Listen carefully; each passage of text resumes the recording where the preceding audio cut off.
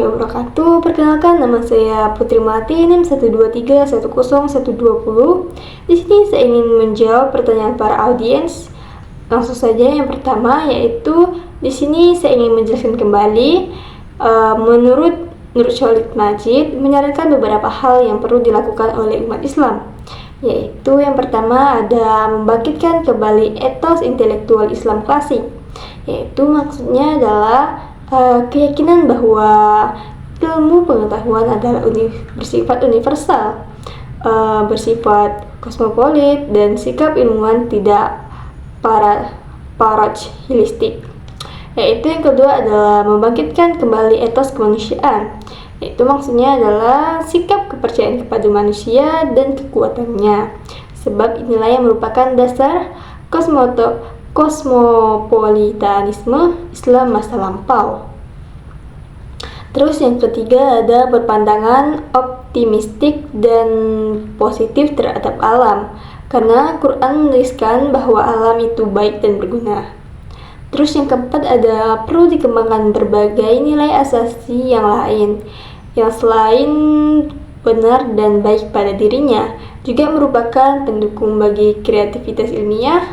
Misalnya nilai kebebasan pikir, berpendapat dan berbicara, sikap demokratis yang ditandai dengan kesanggupan menghargai pandangan yang berbeda, semangat terbuka, gemar belajar di mana saja, berpaham kemajuan dan sebagainya.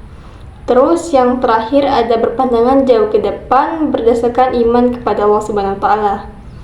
Baik, di sini saya ingin menjawab pertanyaan para audiens yang kedua, yaitu apa perbedaan utama antara filsafat pendidikan Islam dan filsafat pendidikan Barat.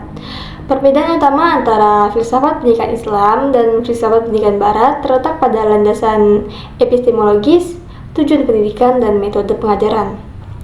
Langsung saja, yang pertama itu adalah landasan epistemologisnya. Kalau pendidikan Islam itu didasarkan pada ajaran-ajaran Al-Quran dan hadis, serta tradisi intelektual Islam. Pengetahuan dianggap bersumber dari wahyu Allah, dan ada keterpaduan antara ilmu agama dan ilmu duniawi. Sedangkan filsafat pendidikan Barat itu lebih beragam dalam landasan epistemologisnya, tetapi umumnya berakar pada rasionalisme, empirisme, dan sekularisme. Pengetahuan dianggap berasal dari pengalaman, observasi, dan logika, dengan pemisahan yang jelas antara ilmu pengetahuan dan ilmu agama.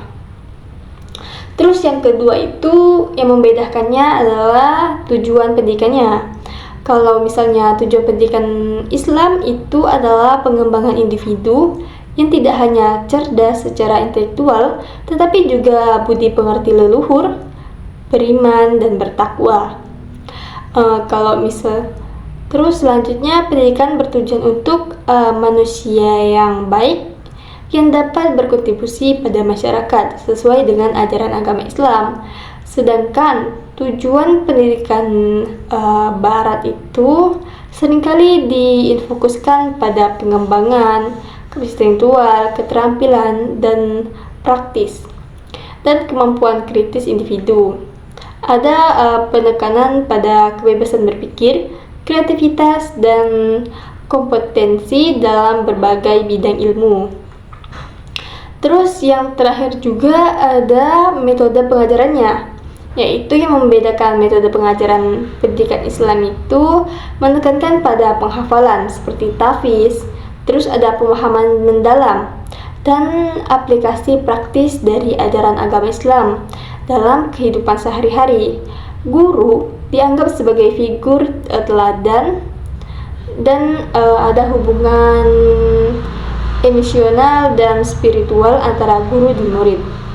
Sedangkan metode pengajaran Barat itu lebih menekankan pada pendekatan kritis dan analitis, diskusi, debat, dan metode ilmiah yang ditekankan. Terus yang terakhir, pertanyaan dari audiens adalah apa makna sebenarnya dari konteks ilmu dalam konteks pendidikan Islam? Jadi dalam konteks pendidikan Islam, konsep ilmu memiliki makna yang sangat luas dan mendalam. Ilmu tidak hanya mencakup pengetahuan duniawi, tetapi juga mencakup pengetahuan spiritual dan moral. Jadi ada beberapa poin yang penting yang dapat saya jelaskan dari makna ilmu dalam pendidikan Islam, yaitu yang pertama ada pengetahuan yang integral. Ilmu dalam Islam mencakup semua jenis pengetahuan, baik itu ilmu agama seperti tahfiz, hadis dan fikih, maupun ilmu duniawi seperti sains, matematika, dan teknologi.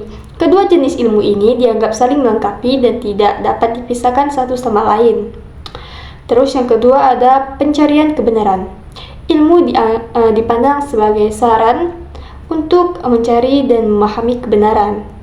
Mencari ilmu adalah proses yang terus-menerus untuk mendekatkan diri kepada Allah dengan memahami ciptanya dan hukum-hukumnya.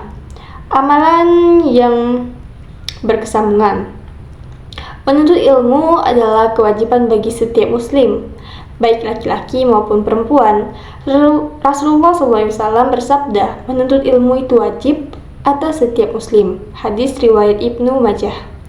Ilmu yang bermanfaat adalah ilmu yang diamalkan dan membawa manfaat bagi diri sendiri dan orang lain. Terus selanjutnya ada konektivitas dengan akhlak dan etika. Ilmu dalam Islam tidak hanya dilihat dari aspek intelektual semata, tetapi juga diiringi dengan akhlak dan etika yang baik. Ilmu yang benar adalah ilmu yang mengarahkan pemiliknya untuk berperilaku baik, berkontribusi positif terhadap masyarakat. Terus ada tujuan akhir ilmu. Tujuan utama dari menuntut ilmu dalam Islam adalah untuk mencapai ridha Allah Subhanahu wa taala dan mendekatkan diri kepadanya. Ilmu digunakan sebagai sarana untuk memahami perintah dan larangan Allah serta menjalani hidup sesuai dengan petunjuknya. Terus yang selanjutnya adalah hubungan dengan wahyu. Dalam Islam, ilmu yang paling tinggi adalah ilmu yang bersumber dari wahyu Allah, yaitu adalah Al-Quran dan hadis. Pengetahuan ini dianggap sebagai paduan utama dalam segala aspek kehidupan. Dengan demikian, konteks ilmu dalam pendidikan Islam adalah komprehensif dan mencakup dimensi intelektual, spiritual, moral, dan praktis.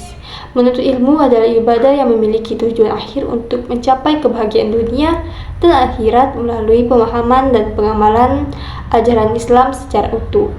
Mungkin itu saja yang dapat saya sampaikan. Kurang lebihnya saya mohon maaf apabila ada kata yang salah maupun pemaparan saya yang kurang. Saya mohon maaf. Saya tutup. Wassalamualaikum warahmatullahi wabarakatuh.